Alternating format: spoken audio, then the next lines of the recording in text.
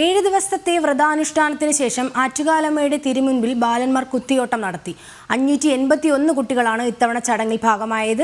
മഹിഷാസുര മർദ്ദനത്തിന്റെ മുറിവേറ്റ ദേവീഭടന്മാരുടെ സങ്കല്പത്തിലാണ് കുട്ടികളെ കുത്തിയോട്ടം സമർപ്പിക്കുന്നത്.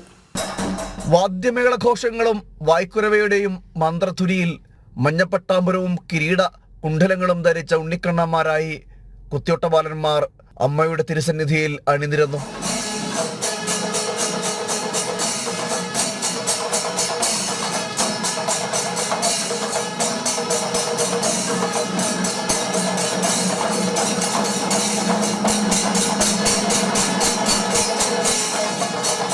$581 ബാലകന്മാരാണ് അമ്മയ്ക്ക് അകമ്പടി സേവിക്കാനായി കുത്തിയോട്ടത്തിനായി വ്രതമെടുത്തത്. ക്ഷേത്രസന്നിധിയിൽ തങ്ങി 7 ദിവസത്തെ കഠിനവ്രതവും 1008 നമസ്കാരവും പൂർത്തിയാക്കിയ ശേഷമാണ് ബാലന്മാർ കുത്തിയോട്ടത്തിന് പങ്കെടുക്കുന്നത്.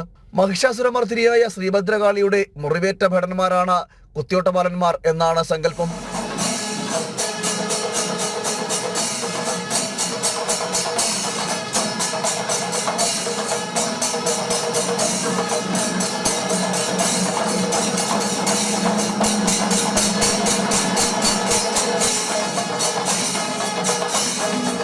കുത്തിയോട്ട ബാലന്മാർ ക്ഷേത്രത്തിനുള്ളിൽ പ്രവേശിച്ചു കഴിഞ്ഞതോടെ വടക്കേ നടയിലൂടെ അമ്മയുടെ തിടമേറ്റാൻ കരിവീരനുമെത്തി.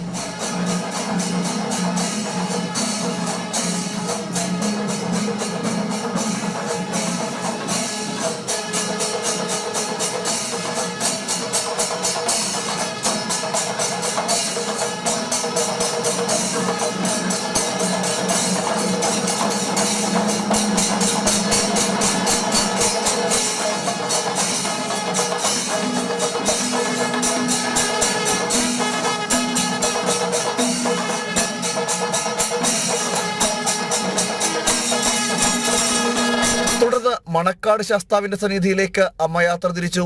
മണക്കാട് ശാസ്താക്ഷേത്രത്തിലെ ആചാരവിധി പ്രകാരമുള്ള ചടങ്ങുകൾക്ക് ശേഷം അമ്മ തിരിച്ചെത്തുന്നതോടെ അകമ്പടി സേവിച്ച കുത്തിയോട്ട ബാലന്മാരുടെ ചൂരൽ അഴിക്കും. ഇതോടെ കുത്തിയോട്ട വ്രതത്തിന് പരിസമാപ്തിയാകും. ജനം, തിരുവനന്തപുരം.